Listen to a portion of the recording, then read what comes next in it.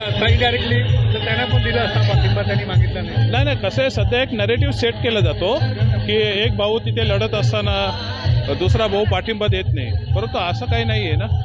आम्ही वारंवार बघतोय एवढ्या घटना राजकीय घडल्या, परंतु आज तागायत कधी उद्धव ठाकरेंनी माननीय राजसाहेबांना फोन केला किंवा विचारणा केली. त्यांच्या घराच्या शेजारी याचा शपथविधी होता, त्यावेळेस पण एक केशर म्हणून कधी गेले नाही ते त्यांना सांगायला. त्यामुळे माझी त्यांनाही विनंती आहे की तुम्ही तुमचं राजकारण करा, परंतु एक नरेटिव्ह सेट करून लोकांपुढे जाऊ नका.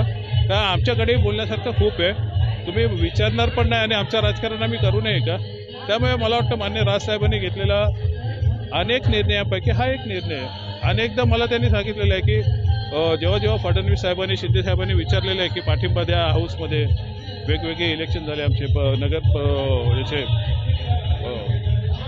राज्यसभा असेल विधानसभा, अशा वेळेस आम्ही पाठिंबा दिलेला आहे. आणि असंच नाही की आता बिनशर्त पाठिंबा दिला, त्या अनुषंगाने मी बोललो होतो.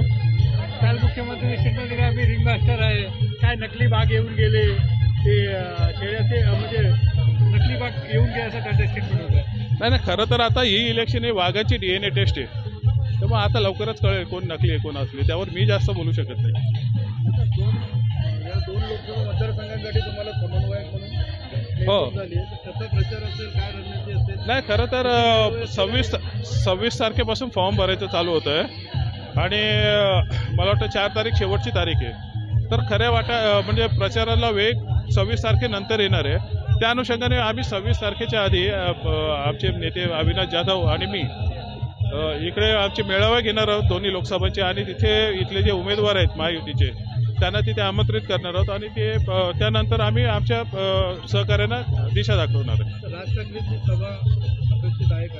नाही अजून त्या राजसाहेबांकडनं काही नक्की असं आलेलं नाही की सभा होणारच आहेत, परंतु होणार असतील तर 4-5 सभा घेऊ पण शकतात, परंतु आता या स्टेजपर्यंत तरी असं काही नक्की नाही आहे.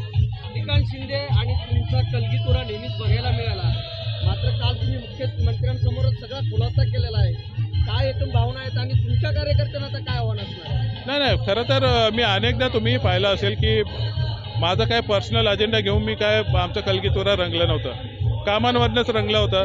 आणि काल तुम्ही बघितलं असेल त्याने जो विकास कामांचा जो त्याचा अहवाल प्रदर्शित केला, त्यात तुम्ही बघाल तर आमच्या विरोधामुळे या कल्याण ग्रामीण विधानसभेत सगळ्यात जास्त निधी आलेला आहे. मी माझं काम करत होतो, ते त्यांचं काम करत होतं.